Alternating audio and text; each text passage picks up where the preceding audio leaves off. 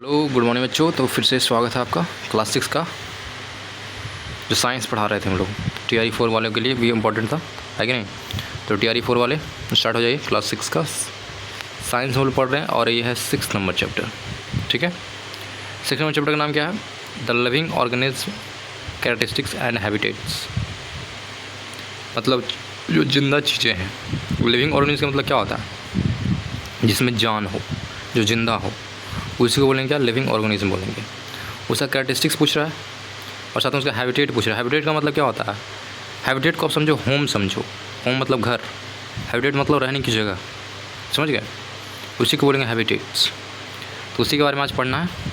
तो क्लास 6 वाला बच्चे काफ़ी ध्यान से देखिएगा, आपके लिए भी इंपॉर्टेंट है। और TRE 4 वाले एकदम बहुत ध्यान से देखना है। मेन जो वर्ड आएंगे बहुत इंपॉर्टेंट वर्ड आएंगे इसमें। जैसे कि आप फिगर देखो, स्टार्ट करते हैं हम लोग।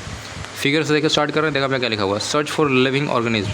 इस फिगर में बोल रहा है कि लिविंग ऑर्गेनिज्म को सर्च कीजिए, इसमें जान हो। तो देखो क्या क्या है यहाँ? बच्चा है, लड़का लड़की हो गया, भीड़ हो गया, इसमें भी जान है। पेड़ है तो इसमें भी जान है। यहाँ बैल है तो इसमें भी जान है। पक्षी उड़ रहा है तो पक्षी में भी जान है कि नहीं। और यहाँ पर तितली भी है, तितली में भी और जान है, तो ये भी लिविंग ऑर्गेनिज्म है। फूल है तो फूल में भी है कि नहीं। तो ये सारे क्या है? लिविंग ऑर्गेनिज्म है। और क्या पूछ रहा है? पढ़ना हम लोग को organism and the surroundings where they lives. मतलब हैबिटेट के बारे में पढ़ना है कुल मिलाकर। ऑर्गेनिज्म मतलब जो भी है जिंदा चीज़ें, ठीक है, उसके बारे में पढ़ना है। और कहाँ ये रहते हैं उसके बारे में पढ़ना है, ठीक है। तो देखो यहाँ पे क्या पढ़ना है। टेबल बनाने के लिए बोल रहा है, और क्या?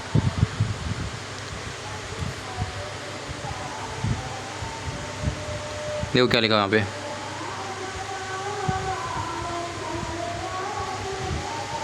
Such a variety of fish being caught by the fisherman at the sea, and then there just seem to be some creatures like ants that were present in all those different locations। मतलब ये हम लोग को अगल बगल में देखना है कि कौन चीज़ कहाँ रहता है।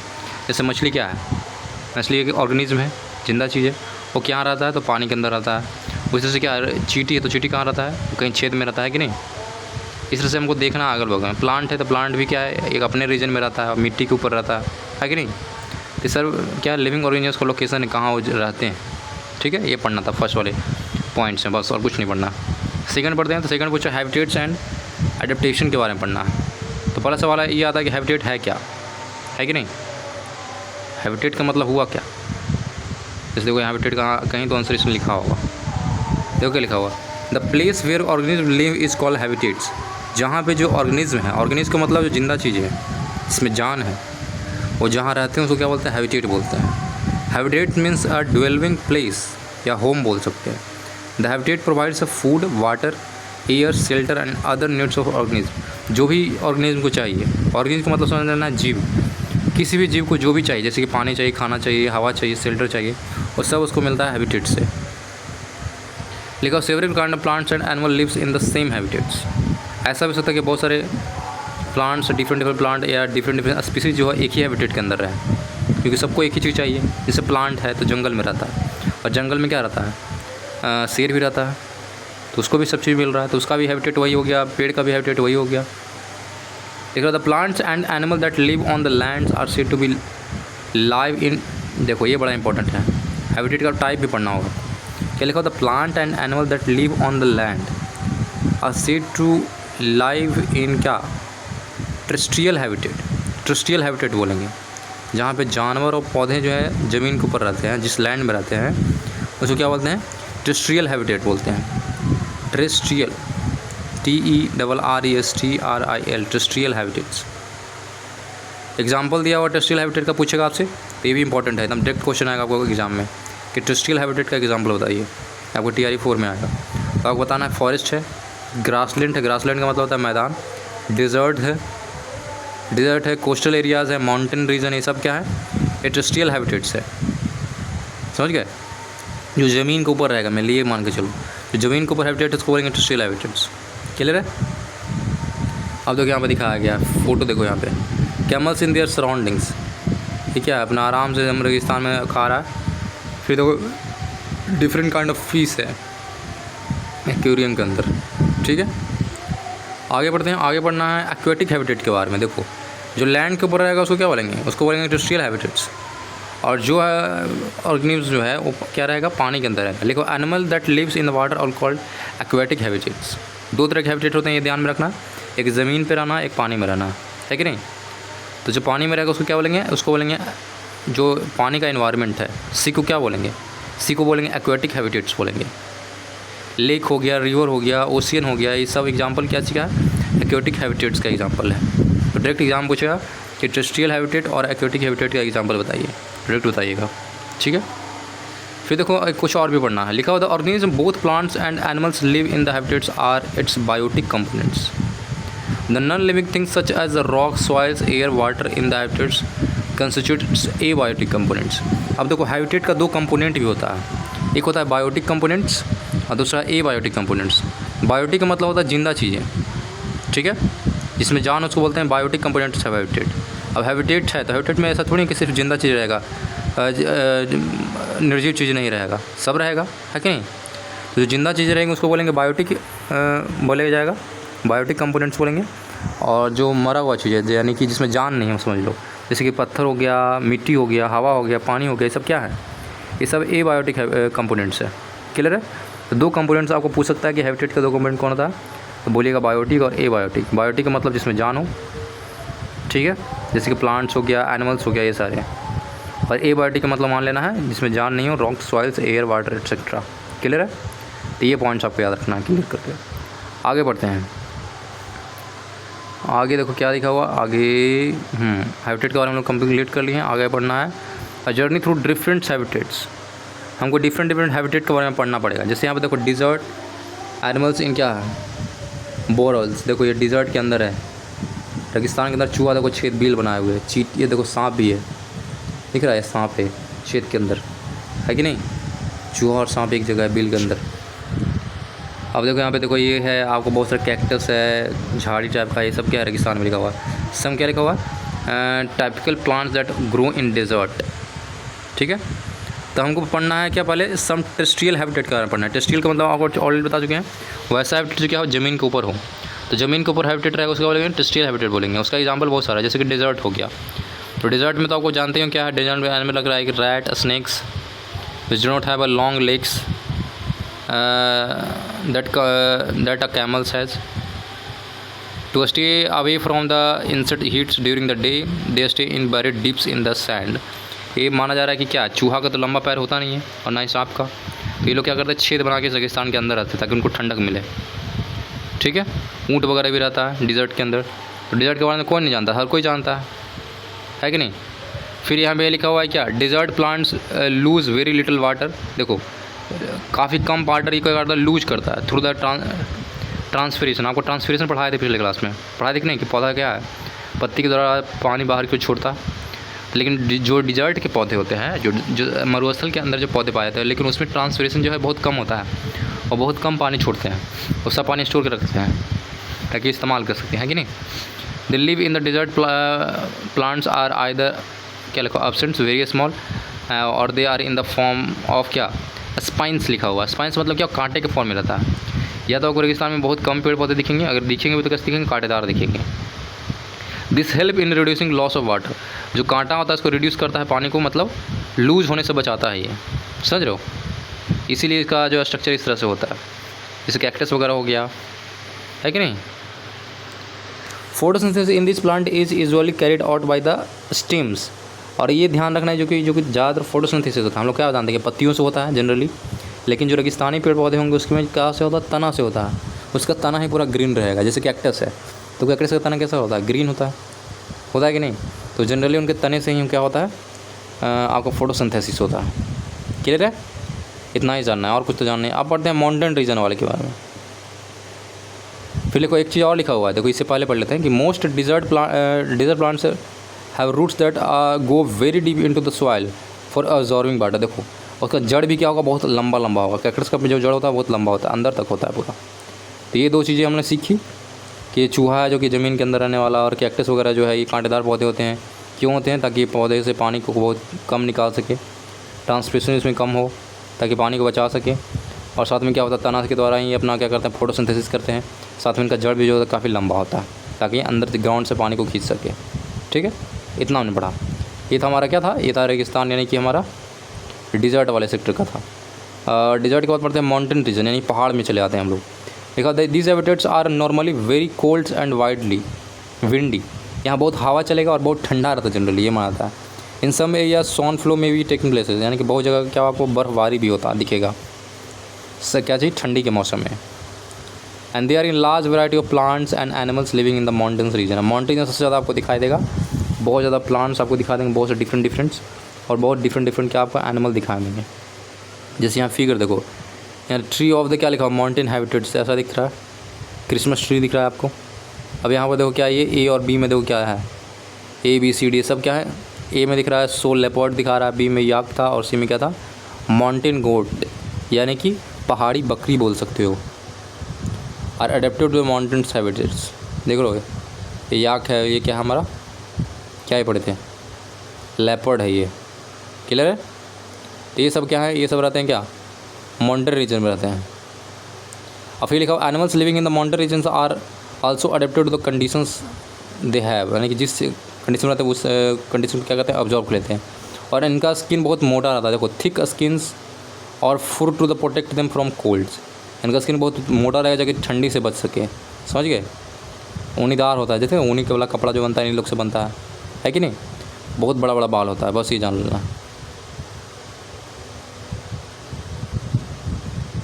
अब देखो एक चीज़ और याद रखना कि डिफरेंट हाइट के अनुसार क्या करता है, एनिमल खुद को अडेप्ट करते हैं।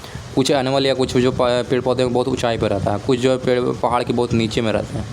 तो ये हाइट के अनुसार क्या करते हैं, जो माउंटेन्स वाले जो एनिमल्स हैं वो खुद को अडेप्ट करते हैं, क्लियर है। और कुछ नहीं जानना है। अब बढ़ते हैं ग्रासलैंड। ग्रासलैंड का मतलब होता है मैदानी वाला क्षेत्र, जहाँ हम लोग खेती बाड़ी करते हैं, थोड़ा बहुत ऐसी हैं, खुला जंगल वगैरह हो गया, उसको बोलते हैं grasslands. A lion lives in the forest और grasslands is a strong animal that can hunts and kill animals like a deer, समझ गए। इसको पता है कि डियर को खाता है, मारता है। ये देखो लायन है, यहाँ पे डियर, ठीक है, लायन एंड डियर दूसरे को खाएगा, एक दूसरे को नहीं, सिर्फ लायन खा कर डियर को खाएगा। अब देखो डियर को भी बनाना था। अब एक चीज़ और याद रखना है कि जिसको खाना रहेगा, जो हमारा नाश्ता है उसको, मतलब मान के चलो एनिमल जिसको ईट करना, उसको क्या बोलते हैं, प्रे बोला जाता है, PREY प्रे। क्या लिखा हुआ है, ये लिखा हुआ है कि dry grassland when it hunts for prey animal to eats this eyes in front of the face allow have the correct idea about the locations of its pray.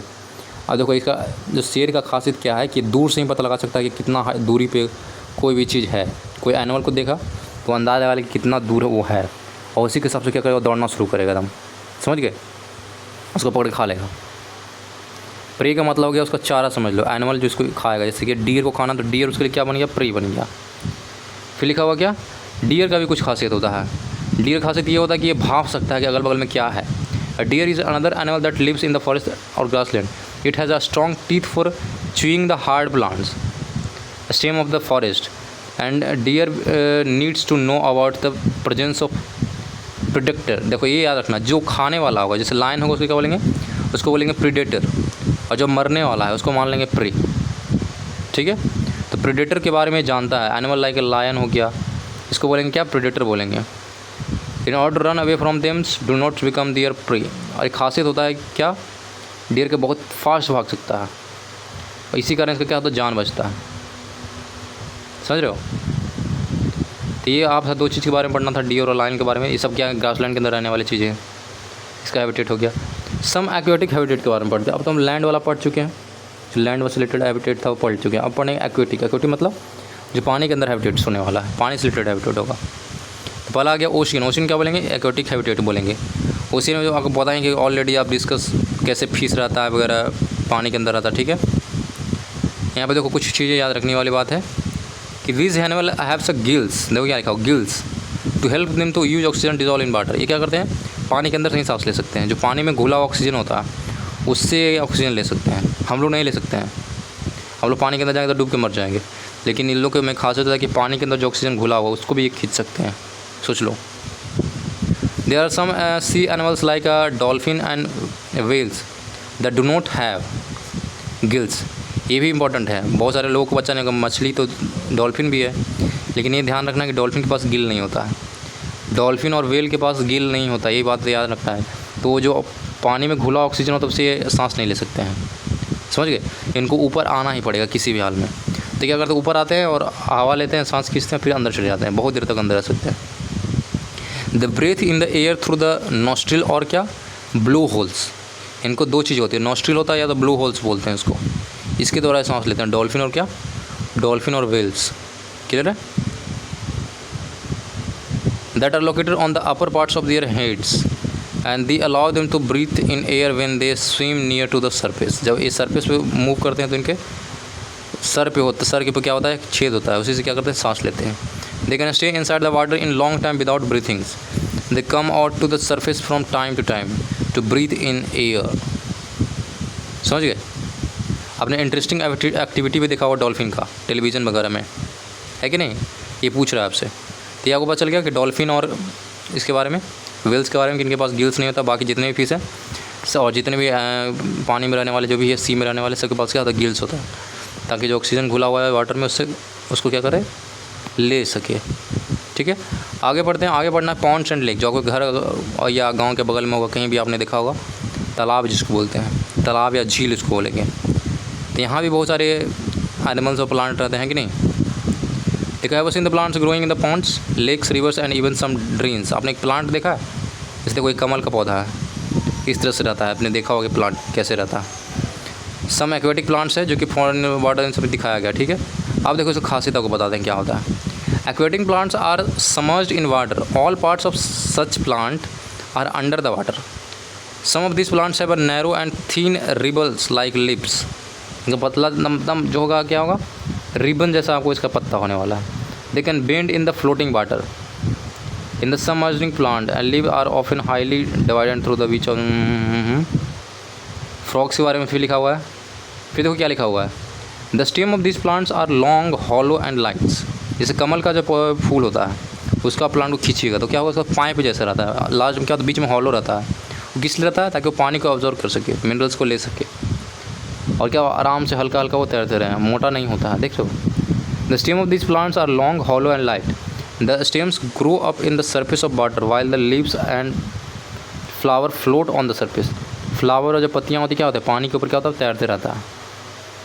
तैरता है कि नहीं, आपने देखा भी होगा कमल के पत्ते कैसे होते हैं, पानी के ऊपर तैर रहा होता है कि नहीं। फिर उसी तरह से फ्रॉग के बारे में बताया गया, मेढक के बारे में बताया गया। मेढक जो lives in the ponds, frogs can stay both inside and water as well as move on the land. ये भी ध्यान में रखना है कि जो मेढक होता है वो पानी में भी रहता है और बाहर में अर्थ पे भी रह सकता है, समझ रहे हो, लैंड पे भी रह सकता है। फिर लिखा हुआ है, they have a strong back legs and help them to lapping and catching their prey. They have a bedded feets with help of the swing the water. आज का जो फीट होता है मेढक के बारे में बताया जा रहा है, इसका जो पैर होता है उसका बहुत चौड़ा चौड़ा रहता है, जिससे क्या कर सकते हो, तैर भी सकता है, समझ रहे हो। और उसका जो क्या लिखा है, फीट, फिर और क्या बोला गया था, उसका जो लेग होता है बहुत स्ट्रॉन्ग होता है, जिसके कारण वो जंप करता है, समझ गए। फिर you may have also notice the very wide varieties of plants around you, very prepared. जो भी आप देख सकते हो अगल बगल में, अगर पॉन्ड है अगल बगल तो देख सकते हो कि वैरायटी ऑफ प्लांट्स आपको दिख जाएंगे। बस ये याद रखने का ऐसा रहता है। कुछ प्लांट देखो ऐसा भी रहेगा जिसका जड़ हमारे साथ खाली पानी में डूबा हुआ रहेगा, पूरी वो ज़मीन में भी नहीं रहेगा, पानी के अंदर तैरता रहेगा और ऊपर में सिर्फ उसका रहेगा। ऐसा भी आपने देखा होगा कहीं कहीं, तो ये भी ध्यान रखना है। अब कैरेक्टरिस्टिक्स ऑफ ऑर्गेनिज्म के बारे में पढ़ना है कि इसका कैरेक्टरिस्टिक्स कैसा होगा। ऑर्गेनिज्म का मतलब जो हो गया लिविंग चीज़ें, एनिमल हो गया, ह्यूमन हो गया, प्लांट्स हो गया, ये सब क्या ऑर्गेनिज्म है। अब इसका कैरेक्टरिस्टिक्स पढ़ना है कि क्या क्या कैरेक्टरिस्टिक्स हो सकता है। तो कैरेक्टरिस्टिक्स तो यही है, कैरेक्टरिस्टिक्स आप जान के भी क्या करोगे, क्या जान सकते हो, लाइव और अलाइव इसमें सिर्फ दिया हुआ है कि कौन चीज़ जिंदा है, कौन चीज़ जिसमें जान नहीं है, बस ये लिखा हुआ है। Think about of object you can see around you at the moment and group them living और नॉन लिविंग। लिविंग का मतलब जिसमें जान हो और नॉन लिविंग का मतलब जिसमें जान नहीं हो। In some cases it is use to know, for example बिनोल्ड object like a chair, table से सर क्या है, नॉट अलाइव। तो वही आपको कैरेक्टराइज करने बोल रहा है। तो पहला कैरेक्टरिस्टिक तो ये होगा कि क्या होते हैं, ये लिविंग चीज़ें, इसमें क्या है, जान होती है कि नहीं। तो पहला देखो, अब सवाल खड़ा करेंगे, अब क्वेश्चन पूछेंगे तो हमारा क्या होगा, सारा कैरेक्टरिस्टिक्स पता चल जाएगा। जैसे कैरेक्टरिस्टिक्स हमको जानना है ऑर्गेनिज्म का, तो सवाल खड़ा करेंगे, पहले क्वेश्चन करेंगे। पहला सवाल ये आता है कि do organism needs a food. जितने भी ऑर्गेनिज्म हैं क्या सबको फूड चाहिए? तो हाँ, सबको चाहिए, चाहे वो एनिमल हो, चाहे वो पेड़ हो, पौधा हो, सबको कुछ ना कुछ चाहिए खुद को ज़िंदा रखने के लिए। जैसे प्लांट है, तो प्लांट क्या करता है? फोटोसिंथेसिस के द्वारा क्या करता है? खुद को भोजन बनाता है खुद के लिए। एनिमल है तो डिपेंड करता है प्लांट पे या तो दूसरे एनिमल पर डिपेंड करता है। जैसे कि लायन है तो लायन दूसरे एनिमल को खाएगा, है कि नहीं? और प्लांट तो खा नहीं सकता है। और डियर है तो डियर तो एनिमल खाएगा नहीं, डियर क्या करता है? प्लांट को खाता है। और इसी तरह से प्लांट जो है क्या करता है? वो सनलाइट पर डिपेंड रहता है या ज़मीन से लेता है, तो फोटोसिंथेसिस के द्वारा करता है। इसका मतलब क्या हुआ कि ऑल ऑर्गेनिज्म जितने भी जिंदा चीज़ें हैं सब के सब खाना खाएंगे, सबको फूड चाहिए ही चाहिए। तो ये पहला कैटेगरी होगा कि सबको फूड चाहिए। दूसरा कैटेगरी क्या है? तो उसके लिए भी सवाल करेंगे, do all organism show the growth? क्या सारे ऑर्गेनिज्म में ग्रोथ होता है? तो हाँ, बिल्कुल होता है। सब धीरे धीरे क्या होता है? बढ़ता है। छोटा बच्चा रहेगा एनिमल का, तो धीरे धीरे बढ़ के बड़ा हो जाएगा। छोटा पेड़ का पौधा रहेगा, वो भी क्या होगा? धीरे धीरे बड़ा हो जाएगा। तो इसका मतलब क्या है कि जितने भी ऑर्गेनिज्म हैं सब के सब क्या करते हैं? ग्रो करते हैं। 6.10 में बोलने का मतलब, जैसे यहाँ देखो बच्चा जो है, बच्चा बड़ा हुआ, फिर बड़ा सा होता है, फिर बूढ़ा हो गया, यानी ग्रो कर रहा है कि नहीं? तो ये बोलना, जैसे यहाँ देखो हेन का, मुर्गी का बच्चा है, फिर मुर्गी बन गया, चिकन्स बन गया, ग्रो इनटू एडल्ट्स। फिर नेक्स्ट सवाल करेंगे, डू ऑल रिस्पायर? रिस्पायर का मतलब क्या होता है? रेस्पिरेशन मतलब होता है सांस लेना। तो ये बोल रहा है कि क्या सारे ऑर्गेनिज्म सांस लेते हैं? तो हाँ, सारे ऑर्गेनिज्म रिस्पायर करते हैं, है कि नहीं? कैसे? पेड़ पौधा भी सांस लेता है? नहीं लेता है, लेता है। Breathing is a part of the process called respirations. In the respiration some of the oxygen of the air breathe in used by the body. हम लोग क्या करते हैं? सांस लेते हैं और बॉडी द्वारा इस्तेमाल होता है, और कार्बन डाइऑक्साइड हम क्या करते हैं? प्रोड्यूस करते हैं। और इसी प्रोसेस में क्या होता है? एनिमल भी सेम चीज़ करता है। The process of breathing in animal like a cows, buffalo, dogs और cats are similar to humans. समझ गए? Observe any one of this animals while they are taking rest and notice. जब rest कोई कर रहा होगा एनिमल को, आप ध्यान से देखिए, वो सांस लेते रहेगा। इसका मतलब क्या है कि जितने भी चीज़ें सांस लेता है। अब इसी तरह से क्या है? पेड़ पौधा भी क्या है? ये भी सांस लेता है। तो ये हम देख नहीं सकते, लेकिन इतना जानते हैं, हम लोग स्टडी कर सकते हैं। तो क्या पता चलता है कि वो कार्बन डाइऑक्साइड सांस के रूप में लेता है और खुद के लिए खाना बनाता है। तो इसीलिए रेस्पिरेशन जो है necessary for all living organism. It is through respiration that the body fully क्या करता है? Obtains energy from the food it takes. जो भी आप खाना खाते हो उससे एनर्जी अगर लेना है आपको, तो उसके लिए आपको सांस लेना पड़ेगा। समझ गए? लेकिन थोड़ा सा डिफरेंट रहेगा कि सब एनिमल का जो सांस लेने का तरीका रहेगा, रेस्पिरेशन करने का तरीका रहेगा, वो डिफरेंट रहेगा। सब एक तरह से सांस नहीं लेगा, ठीक है नहीं? सम एनिमल्स में have a different mechanism for क्या लिखा? Exchange of gases which is a part of the क्या? Respiration process. For example earthworm जो है वो ब्रीथ करता है अपने स्किन की तरह। ये बहुत इंपॉर्टेंट है, ये बड़ा इंपॉर्टेंट। जितने भी अर्थवॉर्म का मतलब ज़मीन के अंदर रहने वाली चीज़ें, जो ज़मीन के अंदर कीड़ा रहता है या कीचुआ रहता है, ये सब क्या? अर्थवॉर्म है। तो ये सब जो है अपना स्किन के द्वारा सांस लेता है। फिश जो है, ये फिश जो है गिल्स के द्वारा लेगा, जो ऑक्सीजन डिजॉल्व है वाटर में उससे खींच लेगा। The gills oxygen from the dissolve water. Plant also respire, ये सवाल कर रहा है, सोच के देखो। तो हाँ, प्लांट भी करता है लीव के द्वारा। Leave takes the air through the tiny pores, यानी क्या होता है? पत्तियों के अंदर बहुत छोटा छोटा छेद होता है, उससे क्या करता है? वो हवा को खींचता है। And the oxygen the give out the carbon dioxide to the airs. समझ गए? तो ऑक्सीजन, ये मतलब क्या है? पेड़ पौधे भी क्या करते हैं? मतलब लेते हैं। We learn that sunlight plant, क्या लिखा हुआ? In the sunlight plants use the carbon dioxide to produce a food and give the oxygen. The amount oxygen release in the process of foods preparations by plant is much more than the oxygen they use in respirations. देखो, सांस लेने के लिए क्या करते हैं पेड़ पौधे? क्या करते हैं? ऑक्सीजन का इस्तेमाल करते हैं। जैसे कि रात में हो गया, आराम से क्या सांस लेने के लिए ऑक्सीजन का इस्तेमाल करने वाले हैं।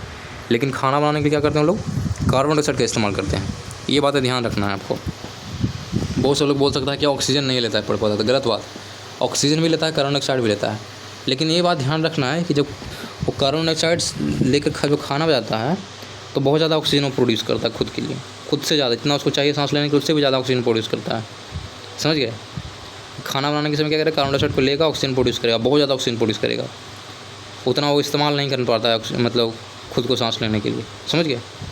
Respiration plant take place in day and nights, और दिन और रात दोनों हो सकता है। समझ गए? रेस्पिरेशन, ये ध्यान रखना है आपको। फिर लिखा हुआ है change in our surroundings that make us respond to them are called stimuli. Next पूछ रहा है कि all organism respond to stimuli. Stimuli का मतलब अचानक रिस्पॉन्स करना। जैसे कि कोई है, हमको मारने आ रहा है, सोच के देखो कोई मारने आपको आ रहा है, तो आप रिस्पॉन्स करोगे कि नहीं? करोगे, बिल्कुल करोगे। तो ये पूछ रहा है कि क्या सारे ऑर्गेनिज्म जो है रिस्पॉन्स करते हैं खुद को, मतलब वो अचानक रिस्पॉन्स करते हैं कि नहीं, मतलब रिस्पॉन्स देते हैं कि नहीं, सवाल ये है। तो हाँ बिल्कुल करते हैं, बिल्कुल करते हैं, कोई भी चीज़ हो वो रिस्पॉन्स ज़रूर देगा। अब देखो बहुत बारी बारी से उसको पढ़ना है। इसको प्रोसेस क्या बोलते हैं, स्टिमुली बोलते हैं। देखो change in our surroundings that makes us respond, अगर अगल बगल में हमारा कुछ चेंजेस होता है और उसको देख के हम लोग रिस्पॉन्ड करते हैं तो उसको क्या बोलेंगे, उसको बोलेंगे स्टिमुली बोलेंगे। Do other animals respond to the stimuli, आपको ऑब्जर्व करना बिहेवियर एनिमल का। Food is served in them, do find them suddenly becoming active and seeing the foods, जब किसी एनिमल को आप फूड देते हो, जैसे वो फूड देखता है वो एक्टिव होता है, आने लगता है नज़दीक और खाने लगता है कि नहीं। तो इसका मतलब क्या है, आपने उसकी सराउंडिंग को चेंज करा तो क्या हो गया, वो एक्टिव हो गया, वो यानी वो क्या करा, खुद को चेंज करा, उठ के आया और खाने लगा, है कि नहीं। उसे ह्यूमन्स उसी प्रकार से है। अब प्लांट्स रिस्पॉन्ड करता है कि नहीं, ये बहुत बड़ा सवाल, क्या करता है, तो हाँ प्लांट भी करता है। ये पता कैसे लगाओगे, तो आप देखना कि जो पेड़ पौधे होंगे हमेशा सनलाइट की तरफ वो क्या करता है, मूव करता है, ग्रो करता है। अब अंधेरा में रख दो किसी प्लांट को और एक खिड़की की तरफ छोड़ दो तो खिड़की की तरफ वो अपने आप मुड़ना शुरू हो जाएगा, समझ गए। कुछ प्लांट ऐसे हैं कि जो टाइमली फ्लावर देता है, जैसे कुछ 10 बजे आप जानते होंगे, वो 10 बजने के बाद ही होता है, यानी कि उसको सनलाइट पड़ेगा तो ही खुलेगा। जैसे सनफ्लावर है, सनफ्लावर क्या है, जब उसको सनलाइट का पड़ेगा तभी वो क्या करेगा, अपने आप को ग्रो करेगा या खिलाएगा, वो उसका फूल खिलता है। तो क्या कर रहा है, वो सराउंडिंग्स पे डिपेंड कर रहा है, वो स्टिमुली उसमें हो रहा है कि नहीं, उसमें चेंजेज हो रहा है किसी बाहरी इन्वायरमेंट के कारण, यानी कि सनलाइट आ रहा है तो उसमें चेंजेस हो रहा है। कुछ फ्लावर ऐसे भी हैं जो आपको अंधेरा में खिलता है, समझ, जैसे कि रात रानी प्लांट्स आप जानते होंगे, रात की रानी, वो ऐसा प्लांट जिसका फूल जो है रात में ही खिलता है। तो क्या करता है, वो अंधेरा को वो क्या कर सकता है, समझ सकता है कि अब लाइट नहीं है, तो क्या कर रहा है, वो स्टिमुली उसके अंदर भी हो रहा है कि नहीं। तो ये ध्यान रखना, जितने भी लिविंग ऑर्गेनिज्म रहेंगे सबके सब अंदर क्या होगा, स्टिमुली होना है। फिर नेक्स्ट सवाल आपसे पूछ रहा है कि डू ऑल ऑर्गेनिज्म, जिससे कि यहाँ पे फ्लावर कर दिया प्लांट, ये मूव कर रहा है सनलाइट की तरफ, plant respond to the lights. सबसे बेस्ट एग्जांपल आपको देना रहेगा तो बोल दीजिएगा क्या, सनफ्लावर के बारे में। नेक्स्ट सवाल आप कर सकते हो कि लिविंग ऑर्गेनिज्म इज एक्सरेशंस, एक्सरेशन का मतलब क्या होता है। एक्सरेशन का मतलब सवाल पूछ रहा है कि all units of foods, not all food that eatens incompletely used, only parts of its will utilize the body. Excretion का मतलब होता क्या है, the process of getting rids of wastage by organism is known as excretions, यानी कि सारे के सारे जो लिविंग ऑर्गेनिज्म वेस्टेज को निकालते हैं, जैसे हम लोग हैं, हम लोग खाना खाने के बाद बचता है तो हम लोग वेस्टेज निकालते हैं, है कि नहीं, वेस्टेज निकालते हैं कि नहीं। हम लोग बाथरूम जाते हैं, टूल करते हैं या जो भी है, तो हम लोग वेस्टेज निकालते हैं। जितने भी लिविंग ऑर्गेनिज्म, जैसे कोई भी जानवर है खाता है तो गाय खाती है तो गोबर देती है कि नहीं, तो जितने वेस्टेज है सब के सब क्या करते हैं, अपने बॉडी से निकालते हैं। तो वही पूछा है कि जितने भी लिविंग ऑर्गेनिज्म हैं क्या एक्सक्रीशन उसमें होता है कि नहीं, तो हाँ होता है। अब सवाल आता है कि पेड़ पौधे कैसे निकालते होंगे, पेड़ पौधे में कि होता है कि नहीं, तो हाँ होता है। वो कैसे करते हैं, वो आपको दिखाई नहीं देगा लेकिन आप देख भी सकते हो कैसे, वो अपने तना पे, उसका जो क्या होगा, तना पे जो छाल है वो आराम से पुराना हो जाएगा, वो फिर अपने आप झड़ जाएगा, है कि नहीं। तो उस तरह से वो वेस्टेज को निकालते हैं। वही पूछा है, डू प्लांट्स आल्सो किसे, they do but not seems in animal, जैसे एनिमल में आपको दिखता है वैसा वो आपको दिखेगा नहीं। The mechanism in plants are little different, some plants find it possible to store the waste produce within their parts in way that they do not harms the plant as a whole. Some plants remove waste produce as a क्या लिखा हुआ है, serrations. Excretion is another characteristic of common to all organisms, ये भी याद रखना है। Excretion जो है सम के सब के अंदर होता है। एक्सक्रेशन का मतलब था वेस्टेज को निकालना, ठीक है। फिर नेक्स्ट सवाल है कि do organism reproduce their own kind own kids, यानी कि सब के सब क्या करते हैं, खुद का बच्चा प्रोड्यूस करते हैं कि नहीं। तो हाँ, जितने भी ऑर्गेनिज्म होंगे सब के सब खुद का किड प्रोड्यूस करना है तो करना है। जैसे एनिमल, जैसे ह्यूमंस हो गए तो बच्चा पैदा करता है, उससे क्या है, बच्ची है तो अंडा देती है, फिर वो बच्चा होता है कि नहीं। और उसी पर से क्या करता है, animal reproduce their own kids. जैसे यहाँ तो यहाँ पे बिल्ली है, यहाँ पे डॉग है, यहाँ पे काऊ है, ये सब के सब क्या है, खुद का बच्चा प्रोड्यूस कर रहा है। अब सवाल आता है प्लांट करते हैं कि नहीं, हाँ करते हैं। जैसे यहाँ देखो, यहाँ पे एक बीज डाला गया है, बीज बड़ा हुआ फिर प्लांट बन गया, और यही प्लांट फिर क्या कर, फिर से क्या करेगा, बीज देगा, और बीज देगा तो फिर उसको डालेंगे तो फिर ये है, यानी खुद का ये बेबी तैयार कर रहा है प्लांट भी। तो जितने भी ऑर्गेनिज्म रहेंगे सबके सब के अंदर क्या होने वाला है, रिप्रोडक्शन होने वाला है, या क्या बोल सकते हैं कि सबका बच्चा होता है, समझ गए। सब कोई क्या करता है, ओन किड्स, यानी कि खुद का बच्चा पैदा कर सकता है, समझ गए, यानी रिप्रोडक्शन होता है सबके साथ। The living thing produce more on their own kind through reproductions, जो खुद के जैसा एक से अधिक बना सकते हैं उसे बोलते हैं reproductions. And it take place in many different ways for the different organism.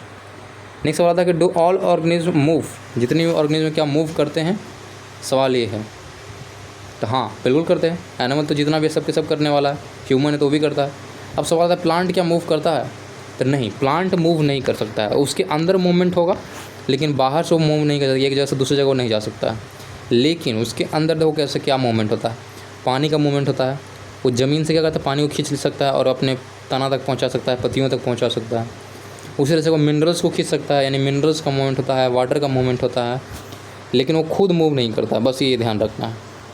तो ये मान के चल सकते हैं कि जितनी ऑर्गेनिज्म सबके सब क्या करते हैं, मूव करते हैं, प्लांट को छोड़कर। ठीक है, और कोई कड़ी से बताया नहीं। आप पूछा कि व्हाट इज़ लाइफ, लास्ट में पूछा कि देन व्हाट इज़ लाइफ, तो लाइफ का मतलब क्या बोल सकते हो, जिसमें जान है उसको लाइफ बोलोगे। Looking at all the diversity of the living being around us we can conclude that life is beautiful. Wow, मैंने जितना भी चीज़ पढ़ा उसका हम देख के ये बोल सकते हैं कि लाइफ क्या बहुत खूबसूरत है। ठीक है, तो एक बार हम चाहते हैं कि आपको कैरेक्टरिस्टिक्स एक बार फिर से क्या कर दें, एक बार रिवाइज कर दें बस शॉर्ट्स में कि क्या क्या कैरेक्टरिस्टिक्स है लिविंग ऑर्गेनिज्म का।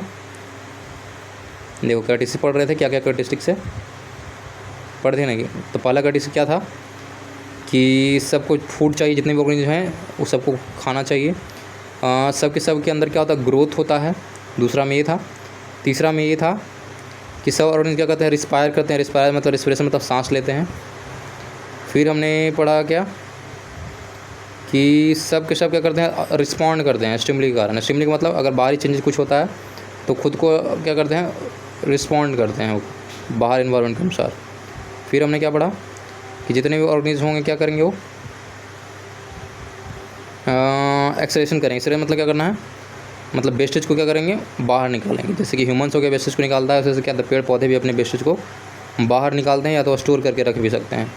फिर हमने क्या पढ़ा कि जितने भी ऑर्गेनिज्म हैं वो क्या करते हैं, अपना बच्चा पैदा करते हैं। जैसे कि ह्यूमन हो गया, पक्षी हो गया, और यहाँ तक कि जो प्लांट्स है वो भी क्या करता है, बीज के रूप में क्या करता है, अपना बच्चा बनाता है या खुद का रिप्रोडक्शन करता है।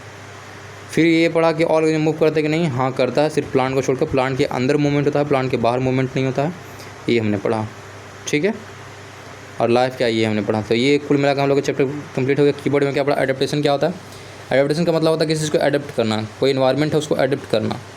जैसे कोई भी इन्वायरमेंट होता है उसमें कोई आदमी, जैसे कि आपने सीखा होगा, आपने हाल फिलहाल में सीखा होगा, देखा होगा कि बाहर कहीं दूसरे कंट्री से यहाँ चीता लगा था इंडिया में, और वो कुछ दिन रहा उसके बाद मर गया। क्यों मर गया, क्योंकि इस इन्वायरमेंट को एडेप्ट नहीं कर सका। एडेप्टेशन का मतलब होता है जो वहाँ का जो लिविंग इन्वायरमेंट उसको एडेप्ट करना। देखो कहीं पर डेफिनेशन जरूर दिया होगा एडेप्टेशन का, आई थिंक नहीं होगा, लेकिन फिर भी ये समझ लो एडेप्टेशन का मतलब ये होता है। एक सेकेंड,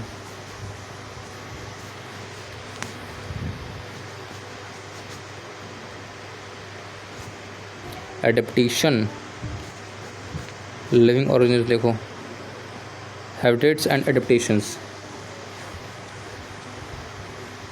हैबिटेट लिखा हुआ, टेरेस्ट्रियल लिखा हुआ है, ठीक है ठीक है ठीक है, एक्वेटिक,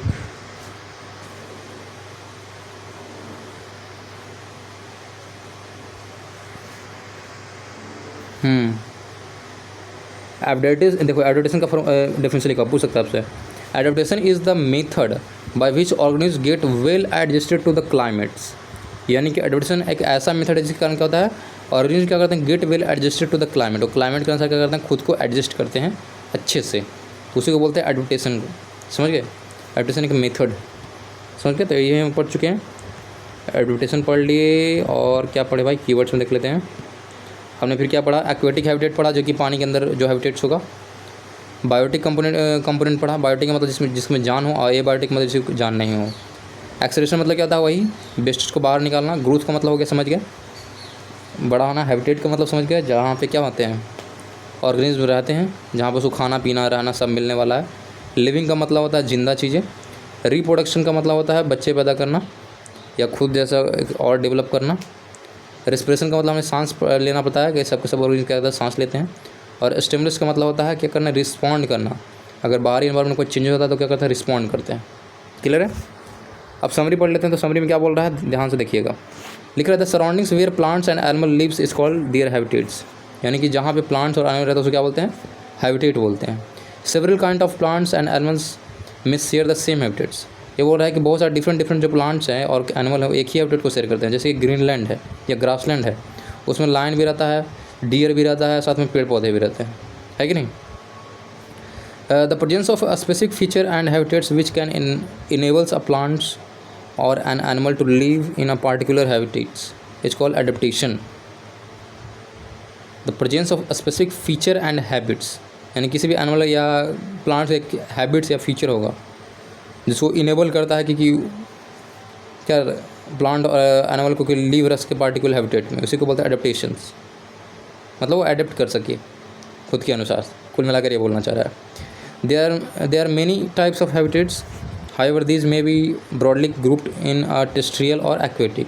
दो कैटेगरी में पढ़ा, टेरेस्ट्रियल का मतलब होता है ऑन द लैंड्स, एक्वेटिक का मतलब होता है in the water. There is a wide variety of organism present in different habitats, बहुत सारा ऑर्गेनिज्म है, यानी कि बहुत डिफरेंट एनिमल हो गया, बहुत सारा एनिमल हो गया जो कि रहते हैं डिफरेंट हैबिटेट्स के अंदर। Plants, animal and micro organism together consist in biotic components, यानी प्लांट हो गया, एनिमल हो गया और माइक्रो ऑर्गेनिज्म जिसमें सबके सब में जिसमें जान होने वाला सबके सब क्या करेंगे, सबको बोलेंगे बायोटिक कंपोनेंट्स। वही बोलेगा rock, soil, air, water, light, temperature, ये सब के सब क्या है, ये बायोटिक कंपोनेंट्स सब क्या है, सराउंडिंग्स है। Living things have a certain common characteristic, जितने भी लिविंग थिंग्स हैं जो जिसमें जान है वो सब में क्या है, एक खास कैरेक्टरिस्टिक्स होता है। क्या क्या भाई, कॉमन कैरेक्टरिस्टिक्स होता है। तो पहला तो यह है कि सबको फूड चाहिए। दे रिस्पायर मतलब सांस ले सकते हैं। एक्सक्रीट्स मतलब क्या करते हैं, मल त्याग सकते हैं, जो भी गंदगी उसको बाहर निकाल सकते हैं। रिस्पॉन्ड टू देयर इन्वायरमेंट्स, यानी अपने इन्वायरमेंट के साथ क्या करते हैं, मूव रिस्पॉन्ड देते हैं। रिप्रोड्यूस, फिर ग्रो करते हैं, साथ में क्या करते हैं, शो द मोमेंट्स, वो मोमेंट को भी शो करते हैं, सिर्फ प्लांट को छोड़ के। प्लांट भी मूवमेंट करता है लेकिन वो ऊपर क्यों करेगा, आराम से खाली सिर्फ ग्रो करेगा। अब क्वेश्चन आंसर कर लेते हैं, बच्चे ध्यान से देखिएगा, 6 क्लास के बच्चे ध्यान से देखिएगा। सवाल ये है कि व्हाट इज़ हैबिटेट। हैबिटेट का मतलब बता चुके हैं, जहाँ पे क्या होंगे, लिविंग ऑर्गेनिज्म रहेंगे, उसको बोलेंगे habitats. How are you cactus adapted to survive in desert, कैसे कैक्टस सर्वाइव करता है खुद को डिजर्ट के अंदर। तो ये बताएंगे उसका जो कांटेदार होता है, कांटा से कारण क्या होता है, वो पानी को कम वो क्या करता है, बाहर इन्वायरमेंट में छोड़ता है, समझ गए। साथ में उसका जो तना होता है वो पूरा ग्रीन होता है, उसी के साथ क्या होता है, वो उसी से क्या करता है, अपना खाना बनाता है। और साथ में उसका जड़ जो होता है काफ़ी लंबा होता है, ताकि वो क्या कर सके, ग्राउंड से पानी खींच सके। ये इतना 3 पॉइंट 4 पॉइंट लिख देना। अब पढ़ना फिल इन द ब्लैंक्स पढ़ना है। तो फिल इन द ब्लैंक्स में ये पूछ रहा है क्या, the presence of a specific feature which enable a plant और animal to live in a particular habitat is called क्या। इसको क्या बोलेंगे, इसको बोलेंगे एडेप्टेशन बोलेंगे।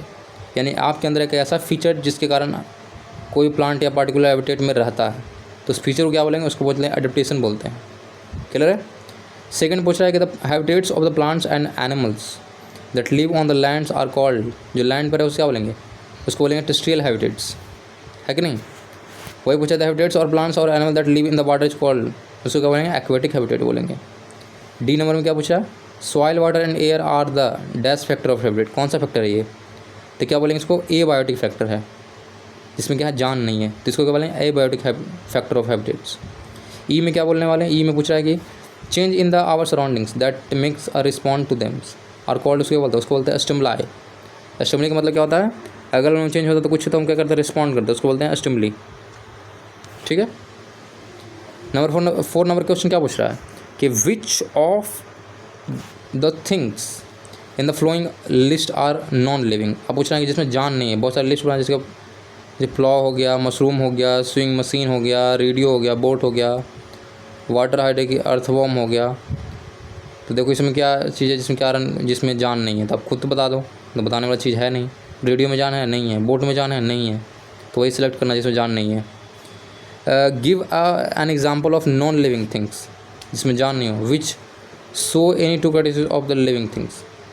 ये बड़ा इंपॉर्टेंट सवाल है। नंबर 5 में पूछ रहा है कि 2 ऐसे नॉन लिविंग थिंग का एग्जांपल बताइए कि जो लिविंग थिंग जैसा, मतलब उसमें क्या कैरेक्टरिस्टिक्स है। सोच के देखो क्या क्या हो सकता है। Give 2 example of non living things which show any 2 characteristics of the living things. अब लिविंग थिंग कैरेक्टरिस्टिक तो ये था कि खाना खाता है, ग्रो करता है, रिप्रोडक्शन भी करता है। मेरे को तो समझ में नहीं आ रहा है। 5 नंबर क्वेश्चन क्या हो सकता है एग्जाम्पल में। Any two characteristics of living things, नहीं ऐसा पॉसिबल नहीं है। आप इसमें लिखेंगे कि नॉट पॉसिबल। 2 एग्जाम्पल देना नॉन लिविंग थिंग्स का जिसमें जान नहीं हो लेकिन उन कैरेक्टरिस्टिक्स को शो करे लिविंग थिंग जैसा, ऐसा हो सकता है? सोच के देखो तो, नहीं हो सकता है। तो 5 नंबर आप देख लीजिएगा ध्यान से। अगर ऐसा होता तो आप कमेंट करके हमको बताइए क्या ऐसा 2 चीज़ हो सकता है। मेरे ख्याल से तो नहीं होना चाहिए। 6 नंबर पूछा कि which of the non living things listed below were once part of living things, एक second, which of non living things listed below were once part of a living things. ये बहुत सारे नॉन लिविंग थिंग का example दिया हुआ। इसमें पूछा कि एगो जो है आपका पार्ट है लिविंग थिंग्स का, butter, leather, soil, wool, electric bulb, cooking oil, salt, apple, rubber. तो यहाँ पे एप्पल आप बोल सकते हैं, एप्पल जो है ये हो सकता है पार्ट ऑफ लिविंग थिंग्स का। Were once part of living things, apple बोल सकते हो आप, एप्पल और rubber, soil, wool, electric bulb. Which of the non living things listed below were once part of a living things, इसका एक part जो है लिविंग थिंग है।